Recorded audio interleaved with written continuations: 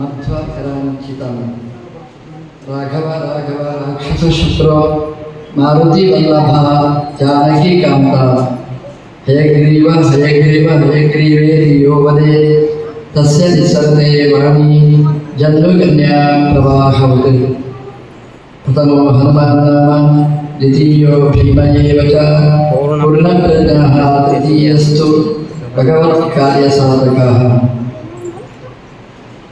श्रीमध्वः कल्पवृक्षस्तु जयार्य कामदस्कृताः चिन्तामणिस्तु व्यासार्याः मुनित्रयं नतोऽस्म्यहं मूकोऽपि यत्प्रसादेन मुकुन्दशयनायते राजराजायते सिद्धाः राघवेन्द्रं तमाश्रये ब्रह्मचर्य प्रीति सुविद्यावादशालिनः इष्टदान् कष्टहत्रेन्नः विद्यामान्यान् मुनीन् नमः।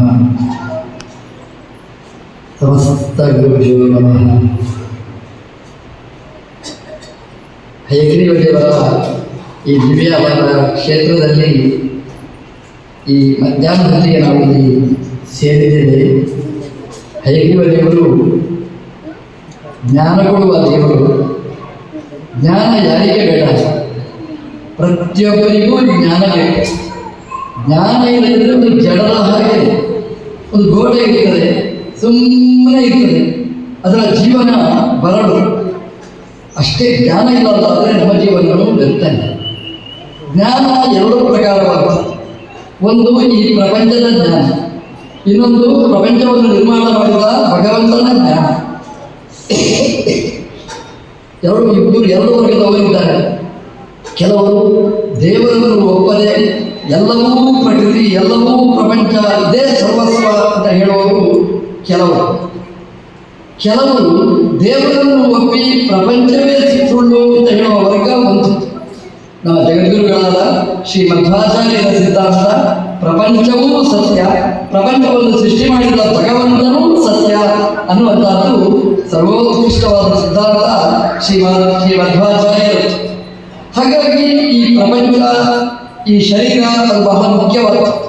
ಹೇಗೆ ಬ್ರಹ್ಮಾಂಡ, ಹಾಗೆಯೇ ಅದಕ್ಕೊಂದು ಉದಾಹರಣೆ ಮಾಡೆಲ್ ಈ ಶರೀರ ಅಂತಂದರೆ, ಪ್ರಪಂಚದಲ್ಲಿ ಏನೇನು ನೋಡ್ತೀವಿ ಅದೆಲ್ಲ ಈ ಮಾಡೆಲಲ್ಲಿ ತುಂಬಿಕೊಂಡಿರ್ತದೆ. ಒಬ್ಬ ಇಂಜಿನಿಯರ್ ಒಂದು ಮನೆ ಮಾಡಬೇಕಾದ್ರೆ ಆ ಮನೆಯ ಮಾಡೆಲ್ ಮಾಡಿಟ್ಟಿರ್ತಾನೆ. ಅದು ನೋಡಿದರೆ ಇಂಜಿನಿಯರಿಂಗ್ ಗೊತ್ತಾಗುತ್ತೆ, ಏನೇನು ಮನೆಯಲ್ಲಿ ಆಗಬೇಕಿದೆ, ಎಲ್ಲೆಲ್ಲಿ ಏನೇನು ಬರ್ತದೆ ಇದೆಲ್ಲ ಗೊತ್ತಾಗುತ್ತೆ. ಹಾಗೆ ನಮ್ಮ ದೇವರು ಈ ಬ್ರಹ್ಮಾಂಡವನ್ನು ನಿರ್ಮಾಣ ಮಾಡಬೇಕಾದ್ರೆ ಮಾಡೆಲನ್ನಾಗಿ ನಿರ್ಮಾಣ ಮಾಡಿದ್ದು ನಮ್ಮ ನಿಮ್ಮೆಲ್ಲರ ಶರೀರ ಅಂತಂದರೆ, ನಿಮ್ಮ ಶರೀರ ಸಾಮಾನ್ಯದ ವಸ್ತು ಅಲ್ಲ, ಇದೊಂದು ಅಪೂರ್ವವಾದಂತಹ ವಸ್ತು. ಇದರಿಂದ ನಾವು ಏನನ್ನೂ ನಾವು ಪಡೆಯಬಹುದು. ಇದರಿಂದ ಆಗದಿದ್ದದ್ದು ಯಾವುದೂ ಇಲ್ಲ. ಈ ಮನುಷ್ಯನ ಶರೀರ ಇದೊಂದು ಸಾಧಕ ಶರೀರ, ಸಾಧನ ಶರೀರ. ದೇವರು ಸಾಧನೆಗೆ ಏನು ಬೇಕೋ ಅದೆಲ್ಲವನ್ನೂ ಕಟ್ಟಿದ್ದಾನೆ. ಪ್ರಾಣಿಗಳಿಗೆ ಕೈ, ಕಾಲು, ನಾಲಿಗೆ ತಿನ್ನುವಂಥದ್ದು ಎಲ್ಲ ಕೊಟ್ಟಿದ್ದಾನೆ. ಆದರೆ ಒಂದು ಜ್ಞಾನ ಒಂದು ಕೊಡಲಿಲ್ಲ. ಹಾಗಾಗಿ ಅದರ ಜೀವನ ಬರೀ ಭೋಗ ಜೀವನದಲ್ಲೇ ಪರ್ಯವಸಾನ. ನಮ್ಮ ಸಾಧನ, ನಮ್ಮ ಶರೀರ ಹಾಗಲ್ಲ, ಭೋಗಕ್ಕೆ ಮಾತ್ರ ಅಲ್ಲ. ಅದರಿಂದ ಭೋಗೇಶ್ವರನ್ನು ನಾವು ಚಿಂತನೆ ಮಾಡಬೇಕಾದ್ದು. ದೇಹದೊಳಗಿರತಕ್ಕಂತಹ ಪರಮಾತ್ಮನನ್ನು ನಾವು ಕಾಣಲಿಕ್ಕೆ ತುಂಬ ಸುಂದರವಾದ ಶರೀರ. ನಮ್ಮ ದೇವರು ನಮಗೆ ಕಷ್ಟವನ್ನೂ ಕೊಡ್ತಾನೆ, ಸುಖವನ್ನೂ ಕೊಡ್ತಾನೆ. ಹಾಗೆ ದೇವರನ್ನು ನಂಬಲಿಕ್ಕೂ ಅಲ್ಲ, ಈ ದೇವರನ್ನು ಬಿಡಲಿಕ್ಕೂ ಅಲ್ಲ ಅಂತ ಗೊಂದಲದ ಜೀವನ ನಾವು ಮಾಡಿಕೊಂಡಿರ್ತೇವೆ. ತುಂಬ ದುಃಖ ಬಂದಾಗ ದೇವರನ್ನು ನೆನಪಿಸ್ತೇವೆ. ದೇವರೇ ಕೈ ಬಿಡ್ತೀಯಾ, ಕೈ ಬಿಡ್ತೀಯಾ, ಆಯಿತು ಅಂತ ಕೈ ಹಿಡಿದ ಅಂತಂದರೆ ನಾವು ಚೆನ್ನಾಗಿರ್ತೇವೆ. ದೇವರ ಕೈ ನಾವು ಬಿಡ್ತೀವಿ. ದೇವರ ಆಲೋಚನೆ ಮಾಡಿದ, ನಾನು ಕೈ ಹಿಡಿದು ಇವನು ನನ್ನನ್ನು ಮರೆಯುವುದಕ್ಕಿಂತ ನಾವು ದೂರದಲ್ಲೇ ನೋಡಿ ನಿಮಗೆ ಕಷ್ಟ ಕೊಟ್ಟರೆ ಹೇಗೆ ಅಂತ ದೇವರ ಆಲೋಚನೆ ಮಾಡ್ತಾ ಇರ್ತಾರೆ. ಹಾಗಾಗಿ ನಾವು ದೇವರನ್ನು, ನಮಗೆ ದುಃಖ ಬೇಡ ಅಂತಾದರೆ, ಈ ಸಮಸ್ಯೆ ಬೇಡ ಅಂತಾದರೆ ನಾವು ದೇವರನ್ನು ಗಟ್ಟಿಯಾಗಿ ಹಿಡಿದರೆ ದೇವರು ನಮ್ಮನ್ನು ಗಟ್ಟಿಯಾಗಿ ಹಿಡಿತಾನೆ. ನಮ್ಮನ್ನು ನಂಬಲಿಕ್ಕೆ ದೇವರಿಗೆ ಭಯ. ಯಾವಾಗ ಕೈ ಕೊಡ್ತಾರೆ ಅಂತ ಗೊತ್ತಿಲ್ಲ, ಯಾವಾಗ ಹಿಡಿತಾನೆ, ಯಾವಾಗ ಬಿಡ್ತಾನೆ ಅಂತ ಗೊತ್ತಿಲ್ಲ. ಹಾಗಾಗಿ ಆ ದೇವರಿಗೆ ನಂಬಿಕೆ ಬರಬೇಕು. ನಮಗೆ ಬರೋ ದೇವರ ನಂಬಿಕೆ ಬರೋದಕ್ಕಿಂತ ಮುಂಚೆ ದೇವರಿಗೆ ನಮ್ಮದೇ ನಂಬಿಕೆ ಬರಬೇಕು. ಆ ನಂಬಿಕೆ ಬರಬೇಕು ಅಂತ ಆದರೆ ದೇವರ ಉಪಾಸನೆ, ದೇವರ ಚಿಂತನೆ ಅದು ನಿರಂತರ ನಾವು ಮಾಡಬೇಕಾಗ್ತದೆ. ಒಂದು ಹಸುವನ್ನು ಸಾಕ್ತೇವೆ ನಾವು, ಹಸುವನ್ನು ಸಾಕಿದರೆ ಭಾನುವಾರ ಮಾತ್ರ ನಾವು ಅದಕ್ಕೆ ಗೋವಿಗೆ ಗ್ರಾಸ ಮಾಡ್ತೇವೆ ಅಂತಂದರೆ ಆ ಇನ್ನೊಂದು ಭಾನುವಾರ ಬರುವಾಗ ಗೋವೇ ಇರಲಿ. ನಮ್ಮ ಸಂಧ್ಯಾವನ ಎಲ್ಲ ಏನಿದ್ರು ಭಾನುವಾರ ಅಂತ ಅದಕ್ಕೆ ಇಟ್ಟರೆ ಆ ಒಂದು ವಾರ ನಂತರ ಆ ದೇವತೆಗಳು ಎಲ್ಲ ಅತಂತ್ರ ಆಗಿ ಇರ್ತಾರೆ. ಹಾಗಾಗಿ ಭಾನುವಾರಕ್ಕೆ ಅಂತ ಇಡಬೇಡಿ. ಭಾನುವಾರಕ್ಕೆ ಏನು ಮಾಡಬೇಕು ಅದು ಸೋಮವಾರನೇ ಮಾಡಿ ಬಿಡಿಯಲ್ಲ, ಮಾಡ್ತಾನೆ ಇರಿ. ಸೋಮವಾರ ಮಂಗಳವಾರ ಅದು ನಿರಂತರ. ನಮ್ಮಲ್ಲಿ ಆಚಾರ್ಯರು ಒಂದು ಮಾತು ಹೇಳ್ತಾರೆ, ಕುರಿಯಾದನ್ಯ ನವಾ ಕುರಿಯಾದ ಮೈತ್ರೋ ಬ್ರಾಹ್ಮಣ ಮುಚ್ಚತೆ. ಬೇರೆ ಏನಾದರೂ ಮಾಡಿ ಬಿಡಿ, ಒಂದೊಂದೊಂದು ಬಿಡಬೇಡಿ.